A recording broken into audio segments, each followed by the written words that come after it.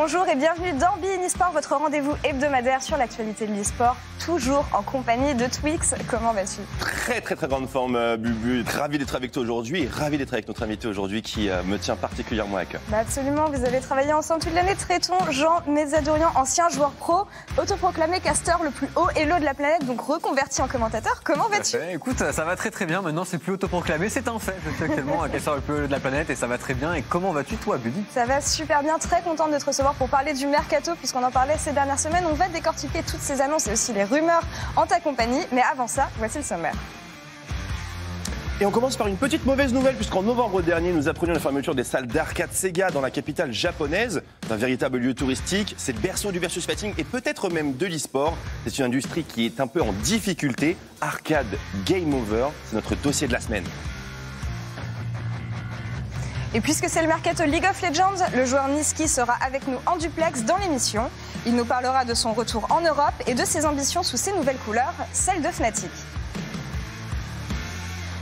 Valorant, Runeterra ou encore Dragon Ball Fighters. Et ça me fait plaisir, vous le savez, le reste de l'actualité e-sport, c'est bien sûr préparé par Stéphane Cochara et c'est aussi au programme Be In eSport saison 5, émission 7. Ok, let's go. On commence avec des mèmes et de la bonne humeur, c'est ce que j'adore. Bon, traitons Twix, le mercato, on en parlait évidemment, beaucoup de choses à voir. On va commencer avec la Ligue française. On avait reçu Kameto justement qui nous avait fait l'annonce de Karmine Corp. Ici, on va parler de Solary qui se sépare de l'intégralité de son roster. Tonnerre, Manati du coup qui sont censés... Où est-ce qu'on les voit aller? Qu'est-ce qu'on attend pour Solary l'an prochain? On le rappelle, il jouait le titre cette année, traitons. Qu'est-ce que tu penses de ces annonces déjà? En termes de rumeurs, on sait que Manati, il y a des rumeurs avec LDLC, etc. Ça passe sur Twitter, c'est maintenant un secret de polichinelle, je pense. Par contre, au niveau de la line-up, j'avoue que j'aurais attendu de garder Antera, notamment, dans la line-up. En l'occurrence, ça ne me choque pas qu'il change tout. Mais à ce point-là, c'est quand même un move très osé du côté de Solary, qui veut être beaucoup plus compétitif, notamment avec l'arrivée de la fameuse Karmine Corp. C'est un peu l'objectif qui maintiennent depuis la première année en Ligue française où les résultats n'étaient pas forcément au rendez-vous. La deuxième année, évidemment, ça a été beaucoup mieux. En troisième année, mon cher Tréton, où est-ce que tu envisages un petit peu cet axe de progression? Parce qu'on va en parler dans quelques minutes, mais le mercato de la Ligue française de League of Legends, il ne plaisante pas du tout. C'est incroyable le nombre de bonnes équipes qu'on a. Et même Solary, c'est Chap qui en parle. Ça va passer à l'international maintenant. Il n'y aura plus que des Français. Donc vraiment, on vise vraiment le titre. Et là, pour le coup, c'est plus un mème. C'est une vraie pensée, je pense, pour la boîte Solary. Je pense vraiment que l'internationalisation, bien sûr, est au goût du jour en Ligue française. Mais bon, il y a d'autres équipes qu'on aime beaucoup, notamment une que tu aimes particulièrement, Laure, c'est GameWard, il y a Gamers Origin, il y a Vitality. Enfin, il y a beaucoup de mouvements qui sont annoncés de part et d'autre. Il y a bien entendu BDS et la Karmine Corp, comme tu viens d'en parler. Nouveaux arrivants. Et on attend des équipes extrêmement solides. Ce qu'on entend un petit peu dans les backstage, ça fait véritablement vibrer cette ligue qui va être absolument divine. Est-ce que tu penses, Tréton, enfin aujourd'hui bien sûr on a quelques noms qui tournent un petit peu au niveau de la scène, mais est-ce que ce seront les mêmes joueurs de cette saison, de cette année en LFL qui iront porter, pourquoi pas, un autre maillot, ou est-ce qu'on va avoir un véritable afflux de nouveaux talents, sachant que, quand même, il y a 10 équipes, il y a 10 joueurs de plus, forcément. Il y a 10 joueurs de plus, il y a beaucoup de talents internationaux qui arrivent, mais il y a aussi des jeunes qui sont en train de monter. On a Adam, par exemple, avec Karmine Corp, et même il n'y a plus forcément de place pour des jeunes qui sont très talentueux chez nous. GameWard, tout change, c'est pour moi la grande surprise du mercato. On le rappelle, ils ont fait finale en Summer, ils ont fait quand même deux très beaux splits, une belle saison globalement. Surpris que ça change, en plus ça se dirige vers l'Allemagne plutôt, les talents GameWard actuellement. Donc je suis surpris de ne pas les revoir en LFL, et ça veut dire qu'il va forcément y avoir un turnover, et limite encore plus de niveaux.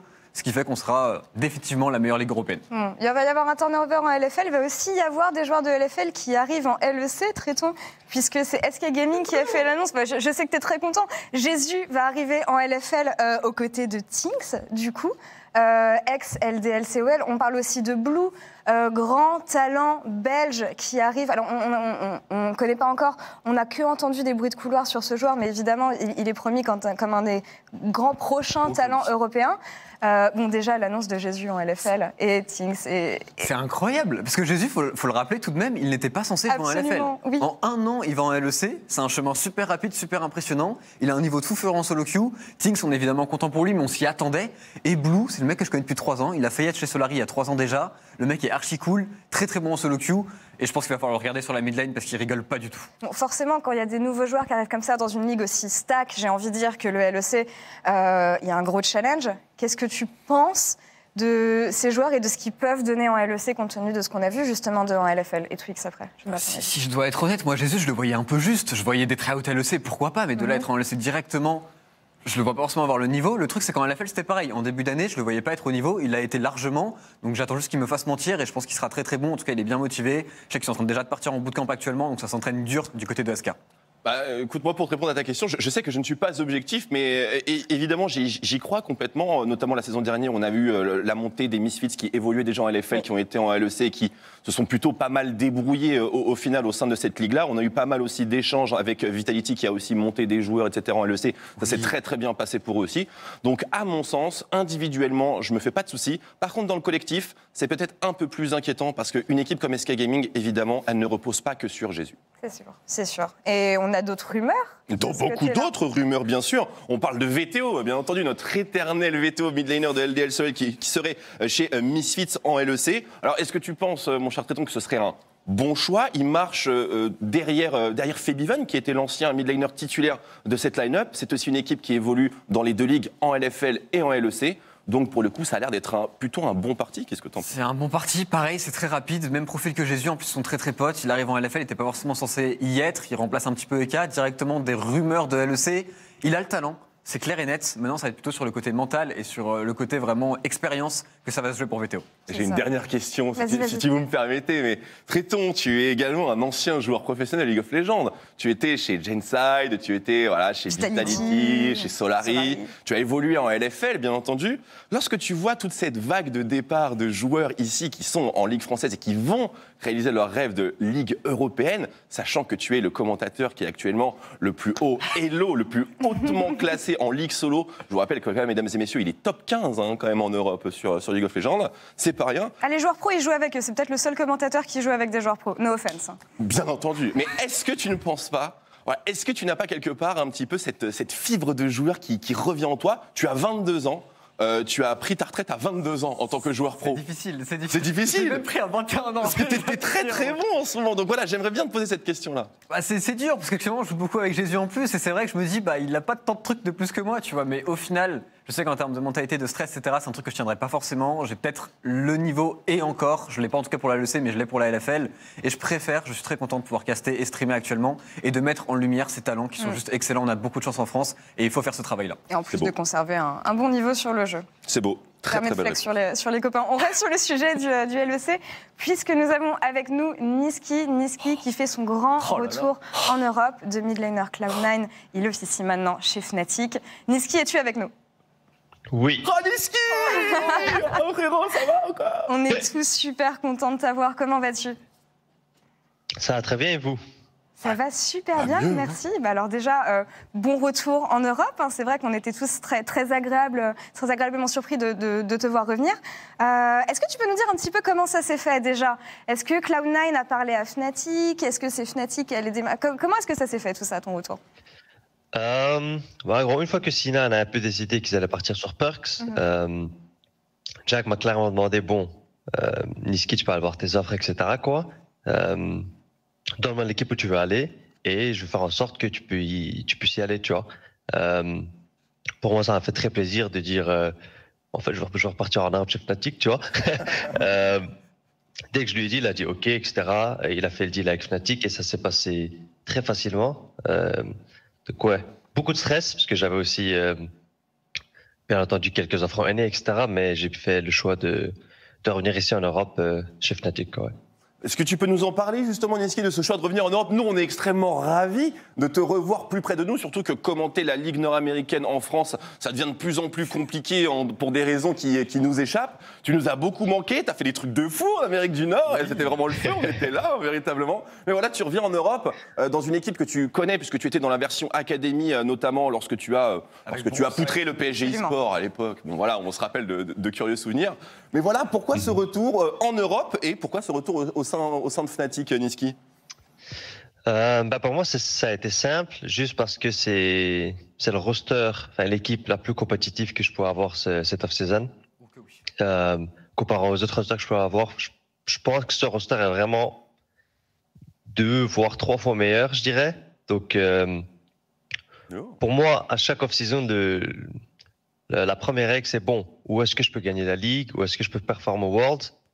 Et pour moi, Fnatic, c'était vraiment clair et net, leur objectif, etc. Donc j'ai dit, ok, ben moi, ça me va, tu vois. À côté de moi, j'ai 4 énormes, très bons joueurs, donc je vois pas où ça peut aller mal. C'est comme ça que je l'ai vu et c'est pour ça que j'ai fait la décision aussi facilement, quoi. Fnatic, on le rappelle, qui est quand même historiquement une des plus grosses structures européennes. Et tu reviens au sein d'un championnat européen qui lui-même est ultra stack. On a beaucoup parlé des différences entre l'Amérique du Nord et l'Europe, justement, en termes de niveau de jeu en général. Tu es confiant sur tes capacités, justement, à t'imposer en Europe au sein de Fnatic ? Moi, je pense que oui. Hein. Par exemple, après les Worlds 2019 avec Cloud9, où on a un peu fail, j'ai beaucoup appris des autres mid laners que je me suis entraîné contre.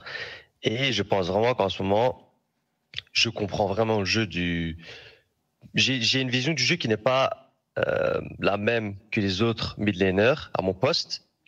J'ai juste envie de voir comment ça va marcher contre les mid laners européens, mais je suis pratiquement convaincu que ça va fonctionner aussi, quoi. Donc, ouais, j'ai hâte.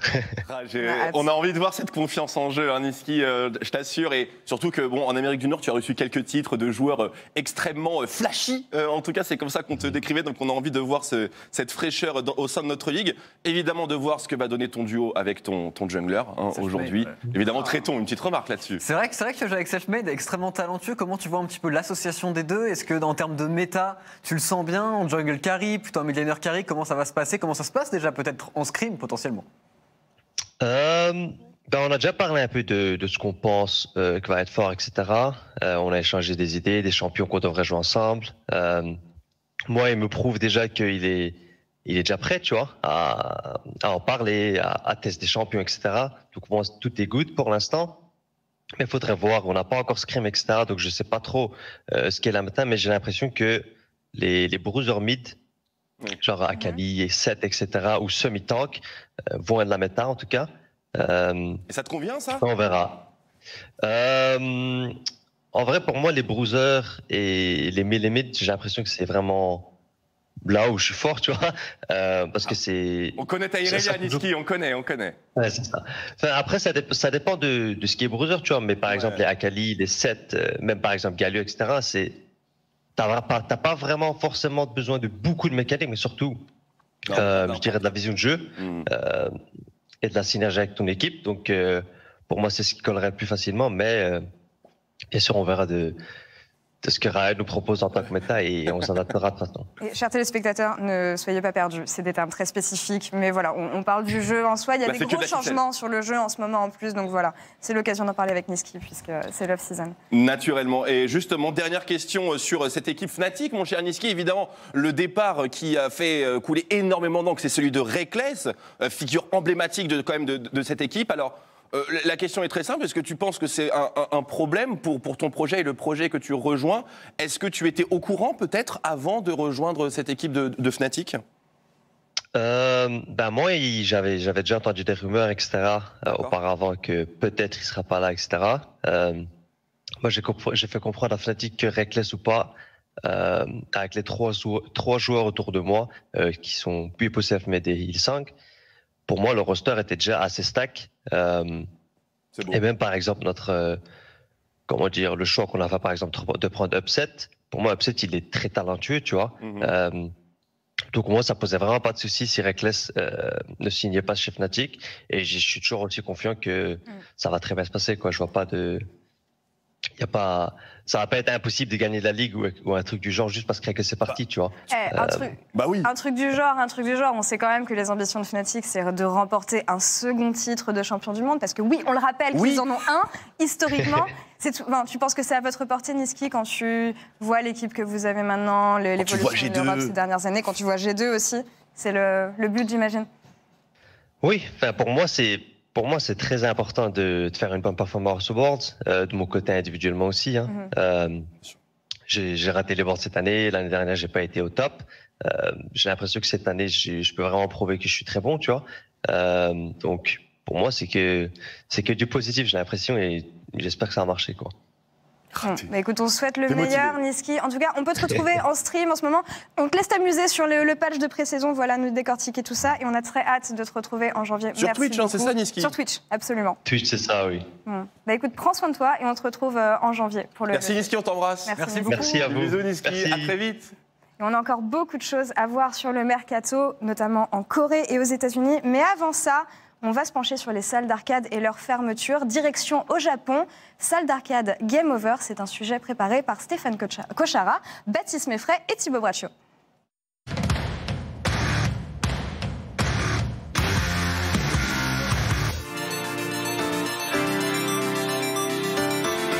Avec une expansion dans les années 90, les salles d'arcade japonaises ont longtemps été le dojo des plus grands joueurs de jeux de combat.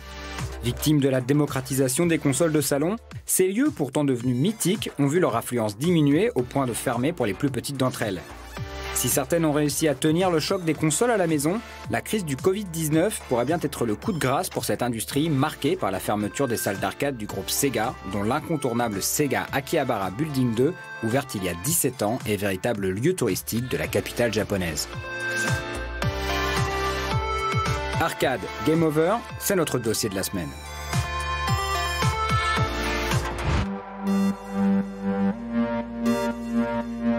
Si la crise sanitaire a évidemment touché le secteur de l'arcade, pour Ken Bogart, journaliste jeux vidéo, spécialiste des jeux de combat et de la culture arcade, les difficultés rencontrées pour maintenir cette industrie en vie ont commencé il y a déjà plusieurs années. Il faut savoir que le secteur de l'arcade au Japon depuis maintenant 7 ans est vraiment en survie le plus total. C'est un secteur qui ne rapporte malheureusement pas beaucoup d'argent, que ce soit sur l'exploitation des salles ou sur les jeux qui sont exploités à l'intérieur des salles. Le paradoxe qu'il y a aujourd'hui, c'est que autant les grandes salles arrivaient à s'en sortir plutôt bien, et c'était les petites qui fermaient petit à petit, parce que les grandes salles avaient tout un tas d'attractions, c'était vraiment devenu des parcs d'attractions, des stands de réalité virtuelle, des stands du faux catcheur pour attraper des petites peluches, des jeux musicaux très populaires encore aujourd'hui. Mais là, même ces grandes salles n'arrivent pas à s'en sortir, et le paradoxe, c'est que c'est les petites qui s'en sortent. Parce que les petites, comment fonctionnent-elles aujourd'hui? Elles fonctionnent comme des dojos e-sportifs, où les gens viennent se retrouver pour jouer à des jeux très particuliers et très communautaires.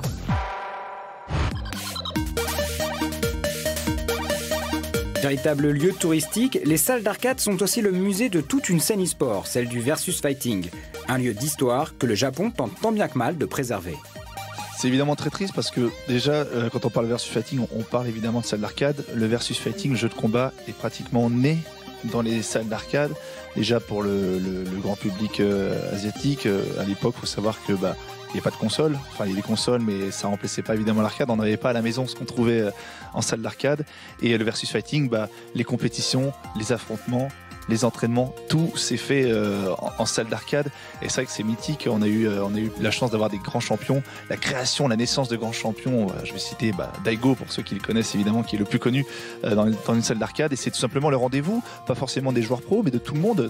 Quand on était habitués, les joueurs japonais, les joueurs coréens, dès qu'ils sortaient du travail, dès que les enfants ils sortaient de l'école, ils allaient à la salle d'arcade. Et c'est triste de voir les salles d'arcade disparaître. En vérité, on voyait la fermeture des salles d'arcade, mais le Japon ne souhaitait pas la fermeture des salles d'arcade, parce qu'il comptait énormément sur ces salles pour les Jeux Olympiques. Il va falloir divertir des tas de gens, ils ont fait des tas d'investissements, de centres commerciaux, d'aménagements, de voies publiques pour les Jeux Olympiques qui, je le rappelle, doivent avoir lieu.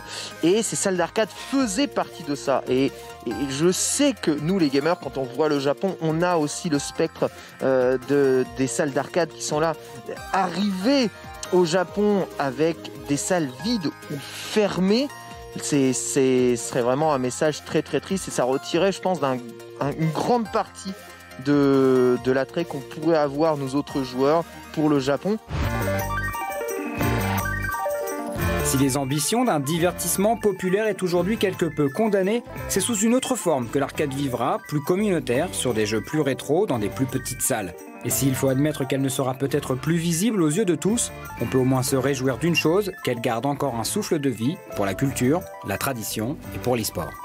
Les salles d'arcade restent le seul endroit qui fait foi, qui fait loi, et c'est comme un dojo. Vraiment, dans les salles d'arcade, vous avez des rankings dans les salles. Vous avez les 10e dan, les 9e dan, les 8e dan, les niveaux débutants avec les professeurs, enfin les joueurs expérimentés qui enseignent aux nouveaux pour essayer de les faire progresser. Sincèrement, faut voir Street Fighter 2, faut voir KOF 98, faut voir Vampire Savior comme des arts martiaux à part entière au Japon, comme peut l'être le jujitsu, le karaté ou le judo. Vraiment, aujourd'hui, ça fonctionne comme ça. Et ces petites salles deviennent autant de dojos respectés où ces jeux continuent de vivre et d'exister tant qu'il y a des joueurs pour y jouer. Et la communauté est nombreuse. Donc ça, je m'en fais pas pour eux.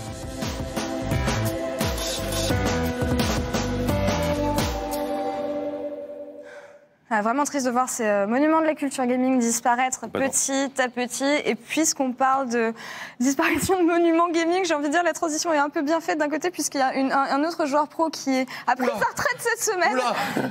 Attends, je vais y arriver. Non, justement, on parlait de Bjergsen il y a quelques semaines. Il y a Double Lift qui a annoncé son départ il y a cette semaine, justement. Oui. Départ d'une légende, j'ai envie de dire. Oui. Départ attendu ou pas? Départ normal. Personnellement, je m'y attendais en termes de niveau, c'était sa pire année d'assez loin. Oui. Mais c'est quand même les deux plus grands joueurs des NA historiquement qui s'en vont, Double Lift et Bjergsen, donc ça va beaucoup changer sur la scène. Et en termes d'intérêt, personnellement, je regardais notamment les NA pour ces deux joueurs. Maintenant qu'ils sont plus là, il va falloir se renouveler. Pour moi, c'était nécessaire, évidemment, pour Double Lift, parce qu'il était vraiment sur la pente descendante et ça commençait à vraiment être préjudiciable, à mon avis, pour lui et pour la structure. Il n'avait pas gagné les Worlds, Bjergsen non plus, il n'avait pas gagné les Worlds. Après, Bjergsen, je suis très intéressé par sa reconversion et je pense que c'est malgré tout une affaire à suivre. Ouais. Mais quoi qu'il arrive, et puis on avait Niski, on aurait dû lui poser la question, mais lorsqu'on regarde l'Amérique du Nord, et justement je te pose la question à toi Tréton, est-ce qu'il y a quelque chose, une équipe, un projet qui semble sortir du lot? TSM a fait de lourdes annonces, ils ont cassé le PEL. Ils ont vraiment cassé le PEL. Ils ont uni sur le top side, ils ont récupéré Power Evil, ils ont récupéré Sword Art, finaliste des World Championship. Pour un des contrats les plus chers de l'histoire de League of Legends. Voilà. L'Amérique du Nord peut-être de retour, Tréton, qu'en penses-tu? C'est un énorme compliment que je vais faire à TSM, mais il pourrait jouer en Europe avec cette équipe. Donc je pense que vraiment TSM a une chance. C9 avec Perkz, c'est intéressant. Donc c'est deux grosses équipes qu'on va forcément suivre. Et TSM, en vrai, la line-up fait réellement rêver. Ouais. Même au World, c'est une line-up qui a du potentiel. C'est justement la question. Les Worlds, pour l'instant, pour l'Amérique du Nord, c'est quart de finale, demi-finale, quand vraiment ça se passe bien au niveau des tirages. Mais avec ces deux équipes-là, notamment, qui sont annoncées, on verra le reste, hein, bien sûr, un petit peu plus tard. Mais est-ce qu'on a le droit d'imaginer des scénarios rocambolesques? Bah oui, parce que Uni et Sword Art, on sait qu'ils sont bons, il n'y a pas de souci. Et PoE, il a été très très bon cette année au World. C'est lui qui était le meilleur de son équipe. Je suis d'accord. Personnellement, TSM, s'il n'y a pas trop d'ego et si ça marche durant l'année, j'y crois. On verra, hein, de toute façon, il est question de synergie, il n'y a pas que les noms qui font le travail dans une équipe. Et le mercato n'est pas fini, beaucoup de rumeurs encore, c'est très très agité, on vous en parlera dans la suite des émissions de BeIN Sport. Mais avant ça, suite et fin des news e-sport, l'actualité comptée par Stéphane Kochara, on vous en parle tout de suite. On a failli être champion d'Europe sur Legends of Runeterra, le jeu de cartes de Riot Games qui organisait son premier tournoi d'envergure ce mois-ci. Après avoir terminé première de son groupe, l'équipe de France représentée par Elix, Flaxo et Owi a sorti la Pologne en quart et l'Espagne en demi, mais s'est inclinée contre le Portugal, 3-1 en finale. Un rappel des mauvais souvenirs, ça. Sur Dragon Ball FighterZ, la saison régulière du National Championship s'est terminée ce week-end. Et c'était un peu la sauce pour Wawa qui a perdu son match 5-3 contre Kaiden. Look at this, it's time for the sauce, la sauce algérienne, la sauce samouraï, mayo ketchup, we got them all, we got them all. Kaiden décroche son ticket pour jouer le titre de champion de France en grande finale des playoffs qui auront lieu le 12 décembre entre les 4 meilleurs joueurs de l'Hexagone. Et moi je vous le dis, il y aura du beau combat. Le week-end a été mouvementé côté Monaco eSports. Le club a renvoyé son manager une semaine après son recrutement, suite à des accusations portées par plusieurs de ses anciens joueurs sur les réseaux sociaux. Dommage. Sur une note bien plus positive, Laurent Benzo ramène un titre de champion du monde sur le rocher, avec sa victoire lors des GT Endurance Series sur iRacing. Bravo à lui. On en sait plus sur le calendrier e-sport de l'année prochaine. Arrêté à cause de la pandémie, le Dota Pro Circuit reprendra le 18 janvier avec des ligues régionales. Sur Rainbow Six, les finales de l'European League auront lieu en janvier. Et le Six Invitational, le championnat du monde de R6, est déplacé en Europe fin février, mais sans public. La Coupe du Monde par nation, annoncée à la rentrée, est finalement repoussée d'1 an et aura lieu à l'été 2022. Enfin, sur Valorant, alors qu'on s'attendait à des ligues, Riot a pris tout le monde à contre-pied en annonçant une compétition ouverte étalée sur toute l'année 2021. Tout le monde peut participer et les équipes devront passer par des qualifications, puis des tournois Challengers et des finales Masters pour se qualifier au Valorant Champions, le championnat du monde qui aura lieu en décembre 2021.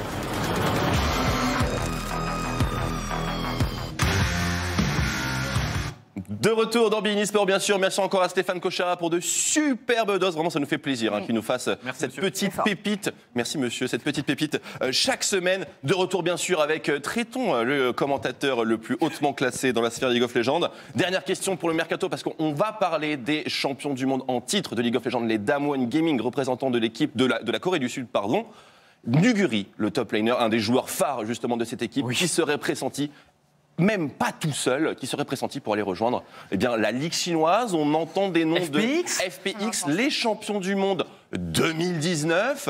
Traitons les transferts de personnes qui viennent de remporter la coupe se multiplient. Est-ce qu'on aura un jour quelqu'un qui fera comme Faker? Écoute, je suis surpris, je suis très surpris. Je pensais qu'ils allaient rester ensemble, les Damwon. Après, Nuguri, c'est le meilleur top laner actuellement. C'est peut-être même le meilleur joueur actuellement. Donc forcément curieux de voir où il va aller. Ils ont une coupe, ils sont contents. La Chine, c'est bien aussi. La Chine, c'est bien aussi pour Nuguri. C'est incroyable. Mais bon, les joueurs individuellement sollicités, évidemment, après une performance comme ça, c'est normal. On verra où ira Nuguri. C'est un des plus gros mystères, je pense, de cette off-season pour l'instant. En tout cas, Tréton, merci beaucoup d'avoir été avec nous avant la reprise de la compétition. Où est-ce qu'on te retrouve? Écoute, on me retrouve sur Twitch, sur Tréton LOL, tranquillement. On stream tous les jours, on joue de leader, etc. On croise Niski, on croise Hans, et tout se passe pour tu le vas jouer avec Niski tout à l'heure là? Je joue avec Niski, je vais le retrouver. Lui, il est top 10, je suis top 15, je vais essayer de le rattraper un peu. Des games avec du haut niveau, des joueurs pro et de la bonne humeur. Voilà, ça se passe sur le stream de Tréton. Merci beaucoup encore d'avoir été avec nous. Merci. Twixou, comme d'habitude, un réel plaisir. Et merci à vous tous de nous avoir suivis. On se retrouve dès la semaine prochaine. À bientôt.